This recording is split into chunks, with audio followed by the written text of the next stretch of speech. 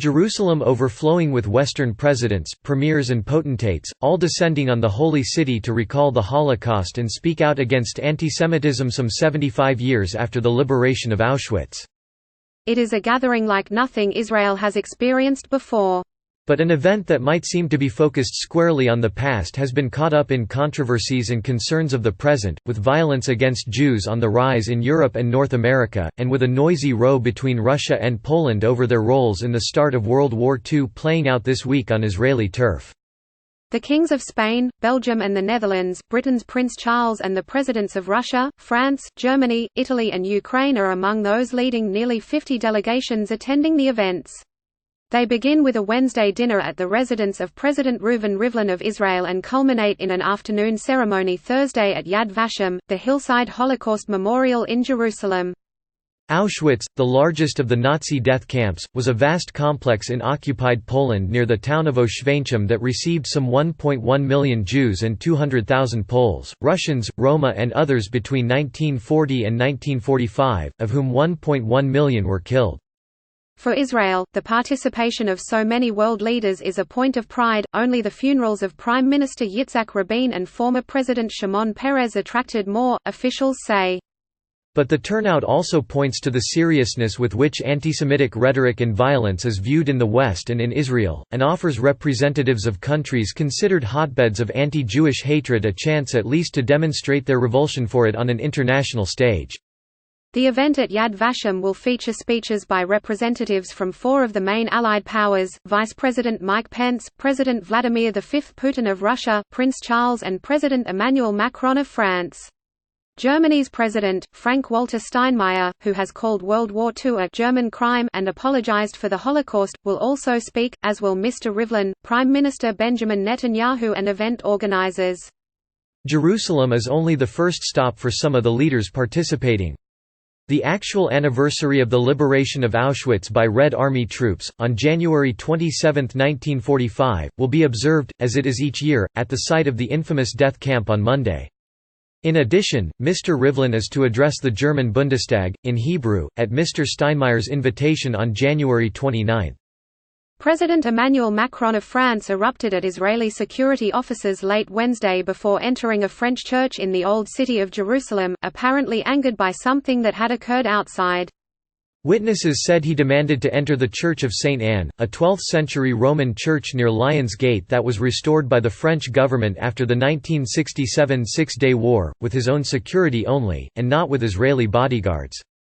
"Please respect the rules," Mr. Macron said in English, his voice at times rising into a shout. "They are for centuries.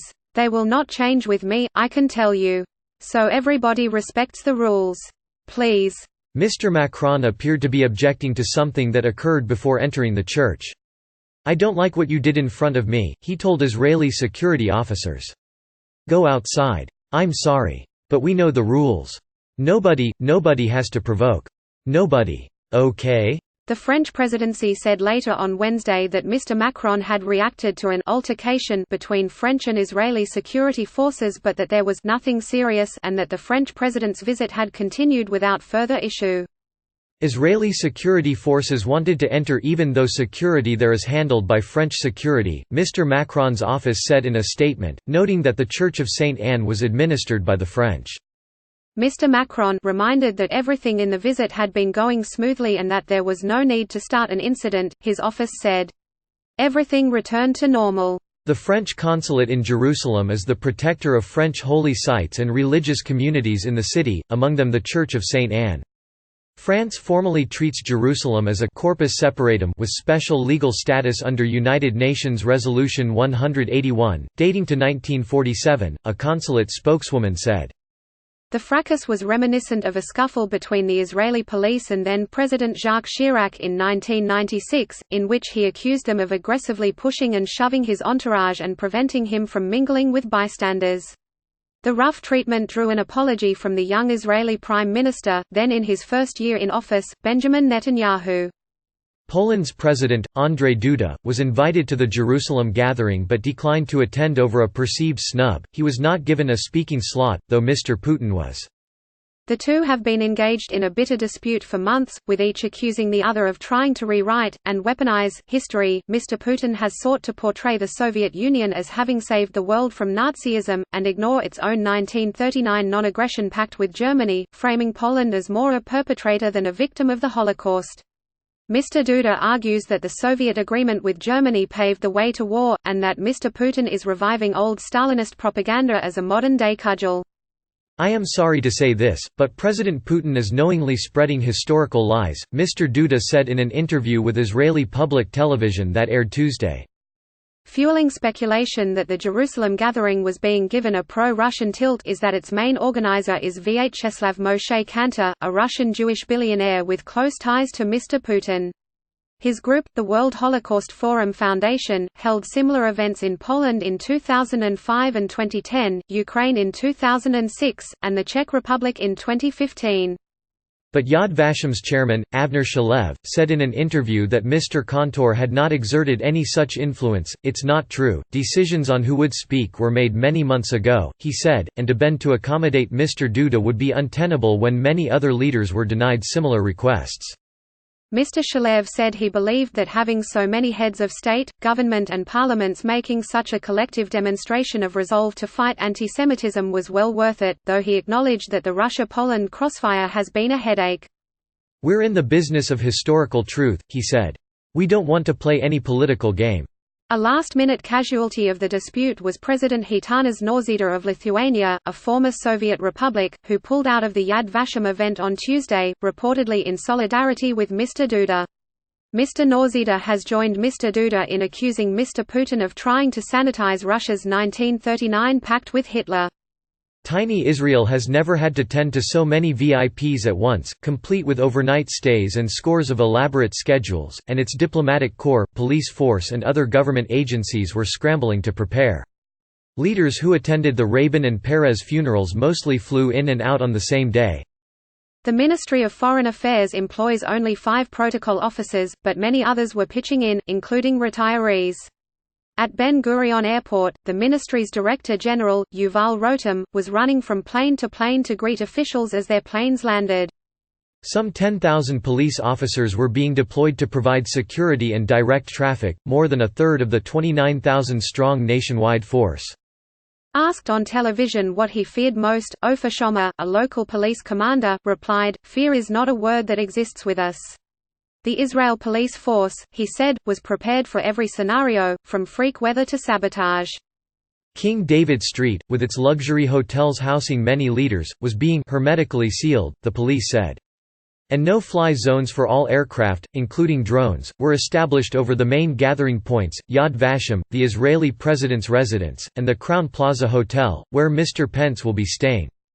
At the presidential residence, the turnstile-like parade of important visitors made for broad comedy when there were logjams. Mr. Macron, leaving a meeting with Mr. Rivlin, grabbed a camera and played photographer as the president of Cyprus, Nikos Anastasiades, took his seat. Residence officials, meanwhile, detailed the preparations for Wednesday's dinner with breathless detail, noting even that the grand piano has been tuned. But the home's modest proportions were not enough to accommodate all 250 attendees. Only 60 ranking guests were to be seated indoors, in a soaring room showcasing 1970s-era Israeli art. Their +1s were to dine in a tent outside. The gathering came smack in Israel's wintry rainy season. And with heavy downpours and even some flurries drenching Jerusalem on Tuesday, the president's aides also mustered hundreds of portable heaters to keep the luminaries stuck outside from freezing.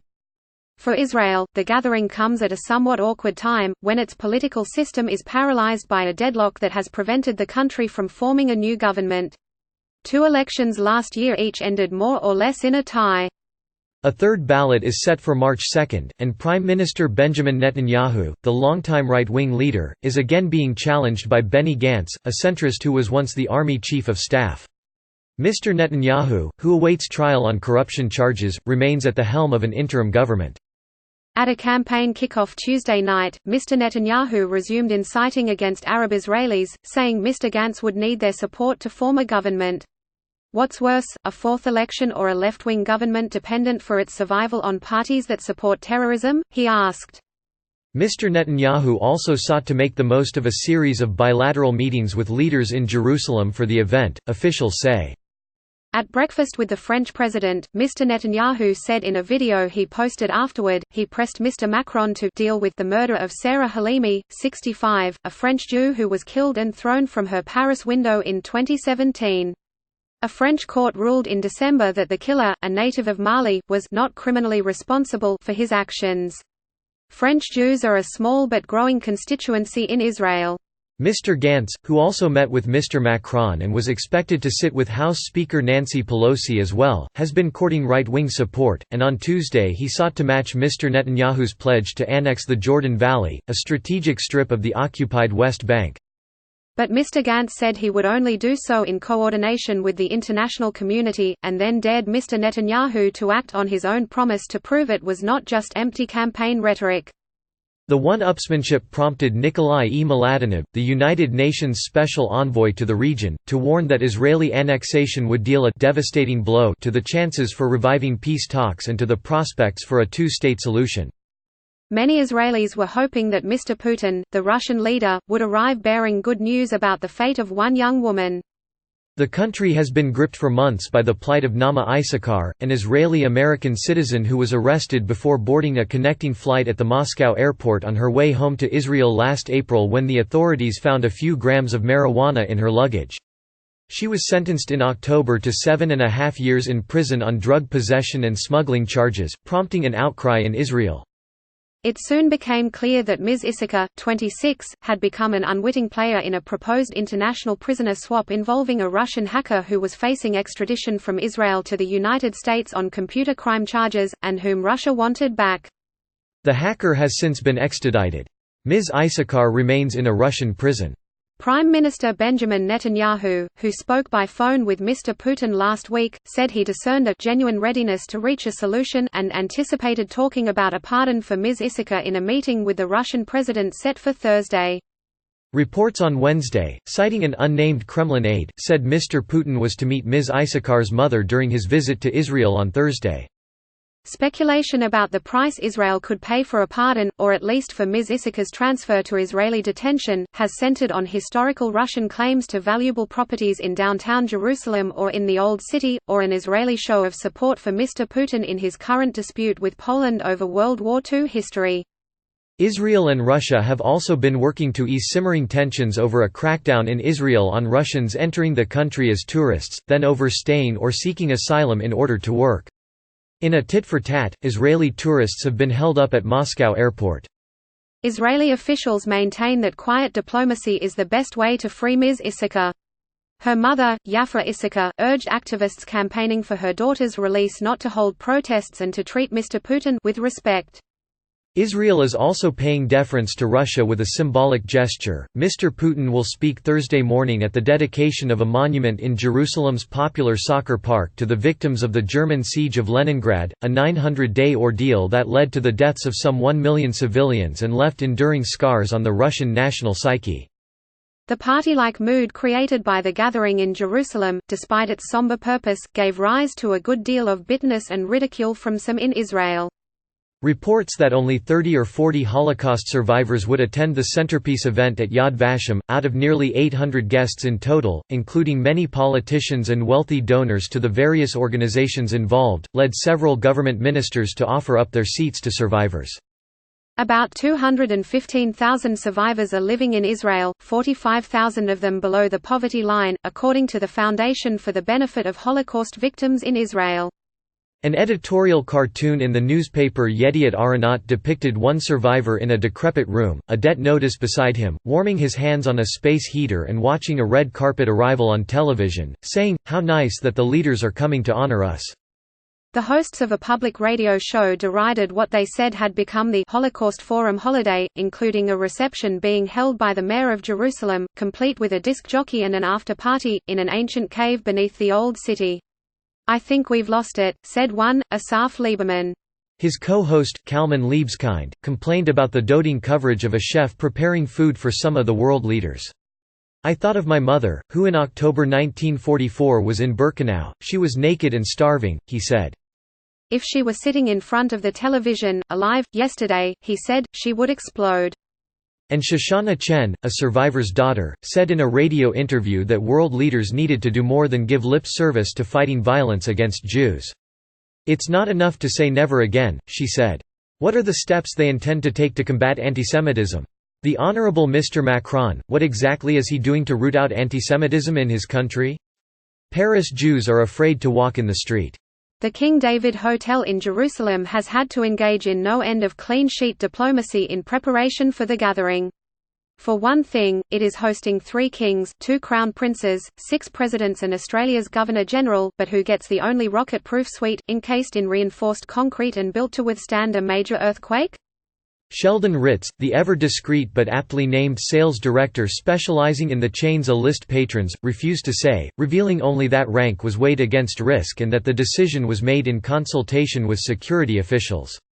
With the likes of King Felipe VI of Spain, the Prince of Wales, President Emmanuel Macron of France and President Frank-Walter Steinmeier of Germany taking rooms, merely delivering breakfast will prove challenging. Some leaders travel with food tasters, who have been known to visit the kitchens to choose eggs at random for their liege's omelettes. The King David has more than recovered since the Jewish underground bombed its southern wing in 1946, killing more than 90 people, including British Mandate employees, Arab and Jewish hotel workers and bystanders. Still, the authorities are taking no chances. Tree-lined King David Street, a central artery linking several major hotels hosting dignitaries, will be closed to traffic from Tuesday evening till Friday morning. Mr. Pence was too late to book into the plush King David, where many rooms were blocked for this week's event as early as last March. He will be staying at the Crowne Plaza, a convention hotel a few miles away near the main entrance to the city. The relatively new Orient Hotel rushed to buy lengths of red carpet to roll out a proper salute to its guests, including the Ukrainian President, Volodymyr Zelensky. The Orient is far from the Crowne Plaza, limiting the chances of any awkward elevator encounters between Mr. Zelensky and Mr. Pence, given the impeachment trial now underway against President Trump involving his dealings with Ukraine.